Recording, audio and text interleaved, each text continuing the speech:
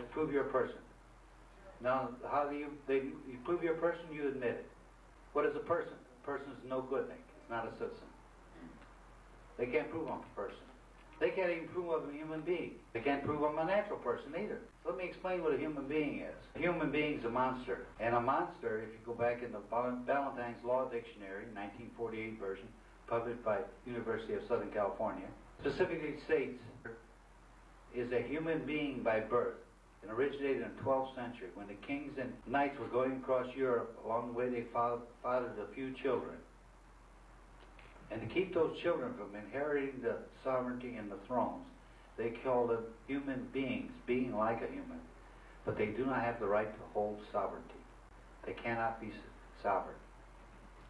That's right out of court cases. So that's why the federal government and the state government both use the term human being. Placed in the penal code anymore do they use the word citizen. They used to. In 1972, there used to be section 228 of the penal code. It said any citizen who fights a duel cannot vote or hold public office. Section 232 said any person who fights a duel cannot vote or hold public office and has to go to jail for a year, making a legal distinction between a citizen and a person. It's in the penal code. So understanding the difference between person and citizen, how do you bring this to the court's attention? Very simply, you file a judicial notice. You can file as many as 30 judicial notices into court and make the court argue those judicial notices. File a court that I'm not a slave. Judicial notice that I'm not a slave. File a judicial notice I'm not a person. File a judicial notice I'm not a human being. File a judicial notice that I have no contracts. File a judicial notice, write this down everybody, the new people, nisi prius court.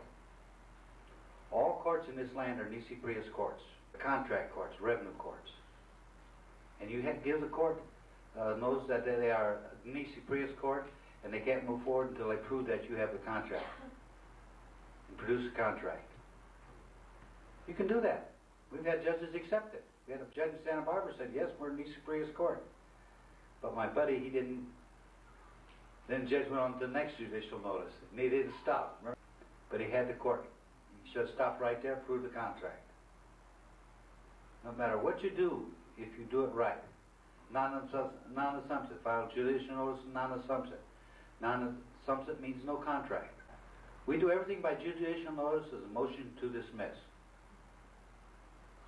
You can file as many motions to dismiss as you want. Coram nobis. You can do coram nobis up from now until the end of time. Every time the judge does a mistake you think is a mistake, do a writ of certiorari. There's many different ways to keep the ball in your court and make them start proving everything. That's the key element to make the other side prove every single element. Officer, would you, under penalty of perjury, will you tell me what you saw? Well, I saw this motor vehicle. Objection. Define what motor vehicle is, according to law. Since you saw it, that's only hearsay what you saw. Let's define it according to the law. What is it?